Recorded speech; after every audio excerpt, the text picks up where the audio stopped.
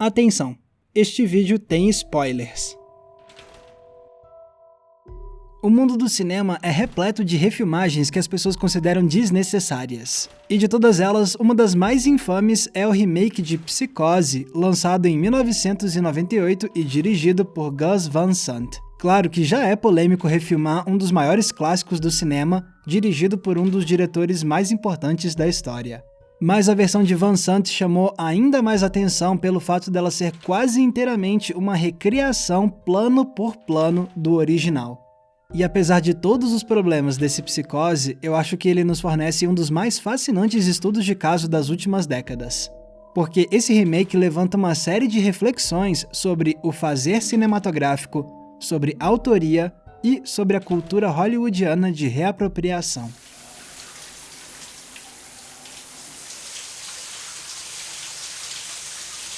Uma das primeiras perguntas que vem à mente ao ver o remake de Psicose é simplesmente: por quê? Por que alguém iria querer refilmar o clássico de Hitchcock? Nessas horas a gente pode até desconfiar imediatamente que essa foi mais uma daquelas ideias horríveis de executivos de alto escalão de Hollywood. Mas esse não é o caso desse remake. Não, a ideia partiu do próprio diretor Gus Van Sant.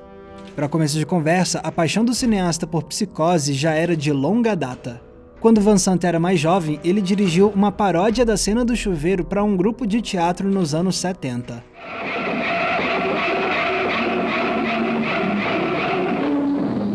Os anos foram passando e Van Sant começou a chamar atenção com os seus filmes, em especial Drugstore Cowboy, de 1989. E na esteira desse sucesso inicial, a Universal Pictures perguntou se o cineasta tinha interesse em refilmar algum filme do catálogo deles. E foi aí que Van Sant sugeriu uma ideia bem estranha. Como ele contou em entrevista para o podcast de Mark Maron, And I said, what you guys haven't done is try to take a hit and remake it exactly, rather than like remake it and like put a new spin on it. Yeah. Just remake it for real. Yeah. Because I'd never seen that done yet. Yeah, exactly. As an experiment. Right. And the whole thing seemed experimental to me anyway. Yeah. So I thought, why not? Yeah. And they laughed. Depois dessa recusa, Van Sant seguiu adiante com a carreira. Até que ele dirigiu Gênio Indomável, que se tornou um enorme sucesso financeiro e foi indicado ao Oscar em 9 categorias. Algo que fez Van Sant se tornar um nome ainda mais atraente para os grandes estúdios. E foi aí que a Universal abordou o cineasta mais uma vez, perguntando se ele tinha interesse em fazer algum projeto com eles. And then my agent was saying, Universal really wants to do a deal with you. Have you got anything for them? And I was like, Universal. Oh yeah, tell them Psycho, frame by frame, new cast, in color, and that's the idea. And then my agent calls back and said, they think that's fantastic. E foi assim que Van Sant conseguiu autorização para rodar o remake. E ele ainda fez isso com a bênção da família de Hitchcock, do autor do livro original Robert Bloch e com a participação de Joseph Stefano, o roteirista de Hitchcock no primeiro Psicose. Com esse trabalho de base solidificado, Van Sant filmou em cores e contratou um elenco de peso. Vince Vaughn como Norman Bates, Julianne Moore como Lila Crane, Viggo Mortensen no papel de Sam Loomis, William H. Macy como o detetive Arbogast, e o papel de Marion Crane foi para uma atriz em ascensão da época, Anne Hatch. I'm sorry. Mas ainda fica o questionamento: por que o Van Sant quis fazer isso? Segundo ele, uma das ideias era apresentar um clássico para o público mais jovem que poderia nunca ter visto o filme, por falta de oportunidade ou de interesse. É o que Van Sant deixou claro com o making-of da refilmagem. There's nothing wrong, except nobody goes to it. Psycho? No, I never heard of it. Hitchcock, is that what you said?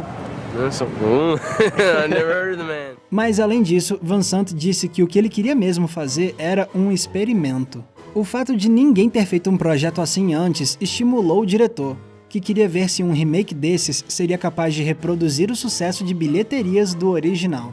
Além, é claro, de ser um experimento em termos artísticos. Mas disso a gente vai falar melhor daqui a pouquinho. Antes, é essencial a gente falar da refilmagem em si. I was born in mine. I was born in mine. I don't mind it anymore. Oh, but you should. Para quem é bem familiarizado com o Psicose original, de fato é muito estranho ver o remake e perceber como ele realmente reproduz o filme de Hitchcock plano a plano. Claro, existem sim diversos trechos que não são idênticos.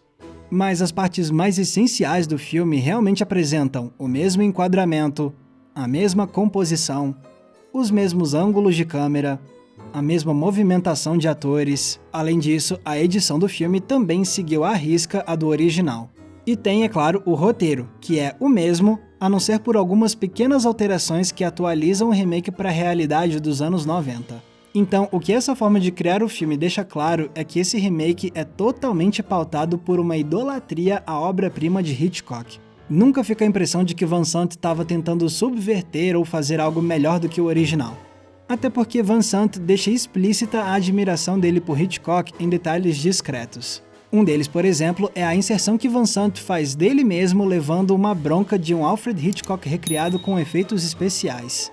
Isso é, primeiro, uma forma de emular as famosas pontas que o diretor fazia em seus filmes, e segundo, é uma maneira de Van Sant se apresentar simbolicamente como alguém que precisa respeitar a autoridade de Hitchcock.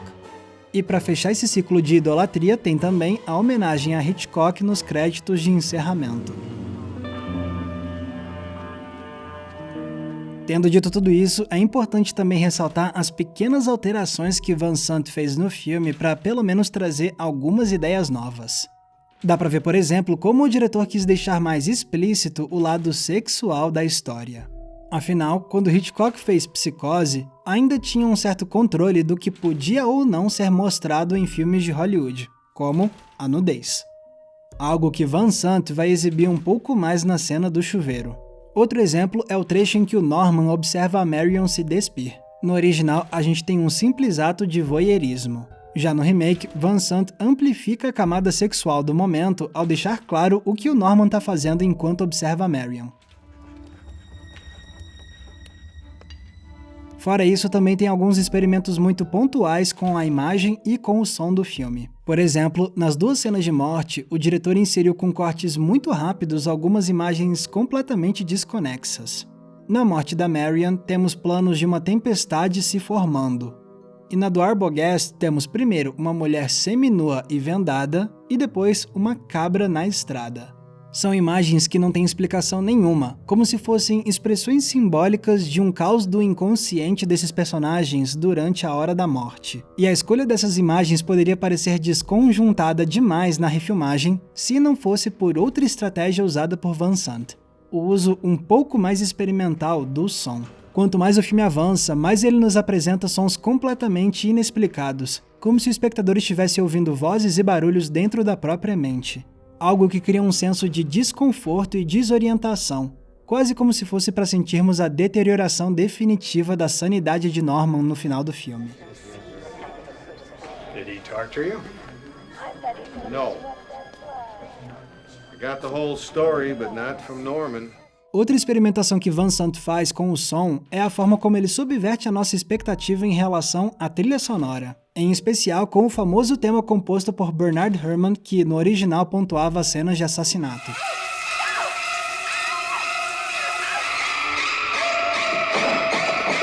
E sim, Van Sant também usa esse tema para a versão dele dos assassinatos. Mas o cineasta também nos pega de surpresa quando ele insere o tema em trechos nos quais ele não tocava no original. Se você reparar, vai ver que Van Sant também toca essa música momentos antes dos personagens serem mortos. Dessa forma, o diretor ressignifica um pouco o tema de Herrmann, transformando ele também em um presságio sonoro de que algo horrível está prestes a acontecer.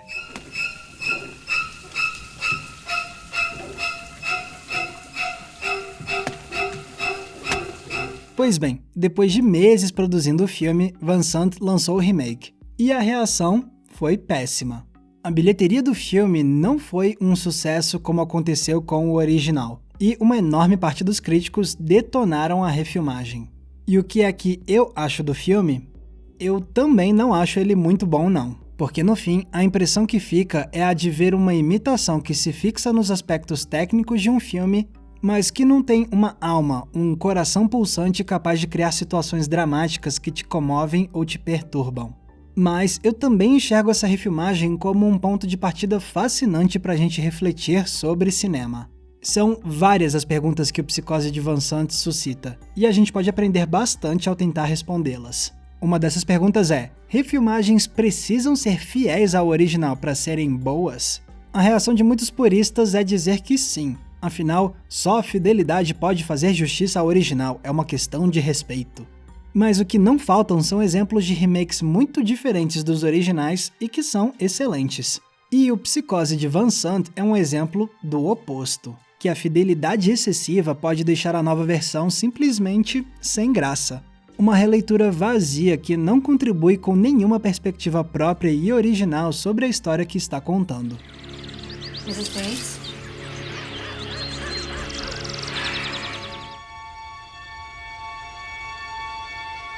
Outra questão fundamental que essa refilmagem levanta é a seguinte: Psicose é uma obra-prima, um filme muito bem dirigido, certo?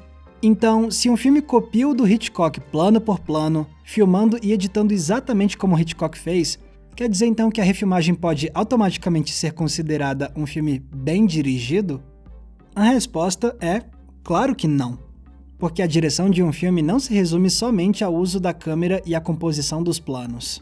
A direção toca absolutamente todos os aspectos do filme. Ela é o conjunto de escolhas do cineasta em cada camada da obra. A forma como o diretor determina uma harmonia, uma unidade entre a fotografia, o design de produção, o som, as atuações e muito mais, tudo isso deve ser levado em conta na hora de avaliar a direção. But I think you go like you were doing.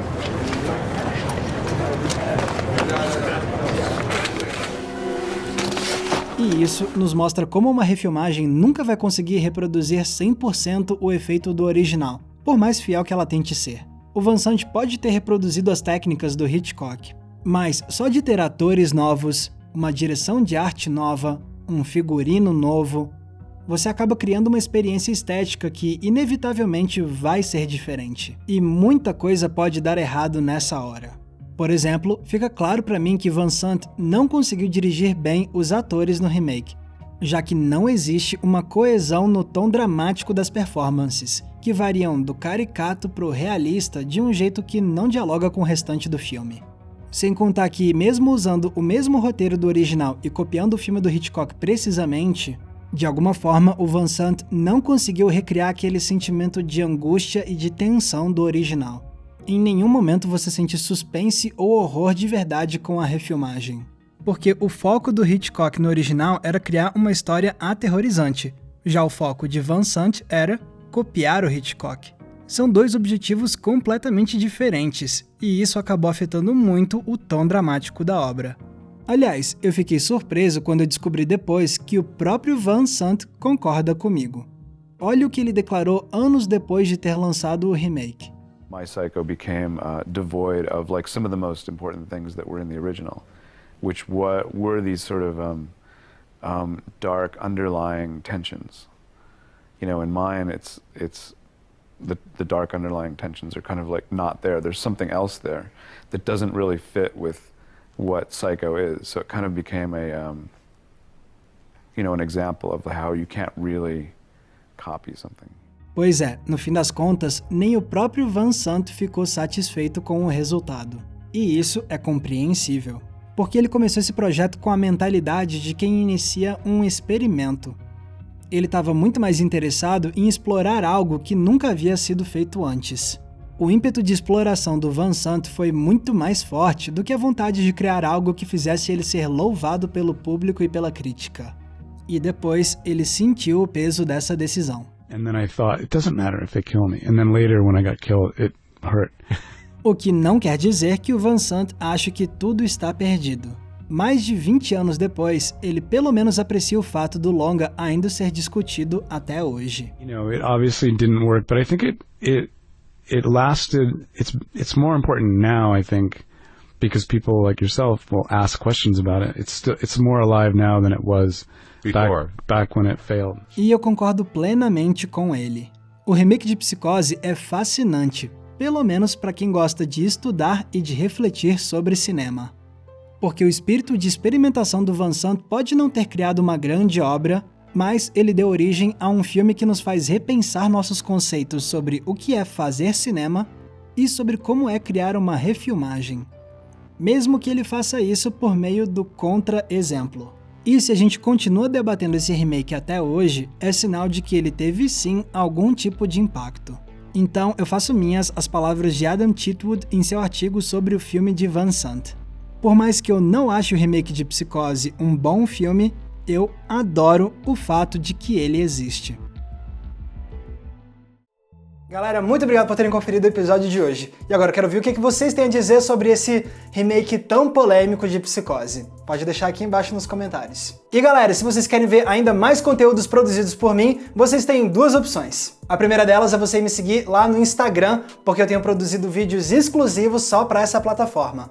Basta me procurar usando @maxvalarezo. E a segunda opção é você se tornar um apoiador do Entre Planos no Apoia-se. Assim você ajuda a financiar o nosso trabalho e de quebra ganha acesso a conteúdos exclusivos que eu preparo só para os nossos apoiadores. Para conferir os detalhes da nossa campanha, é só clicar no link que está aqui embaixo na descrição. Lembrando também que se vocês quiserem me acompanhar nas demais redes sociais, é só me procurar usando os nomes que estão aparecendo aqui embaixo. E não se esqueçam, é claro, de curtir esse vídeo e se inscrever aqui no Entre Planos para não perder nenhum dos nossos episódios. Mais uma vez, muito obrigado pela audiência, um abraço e até a próxima sessão.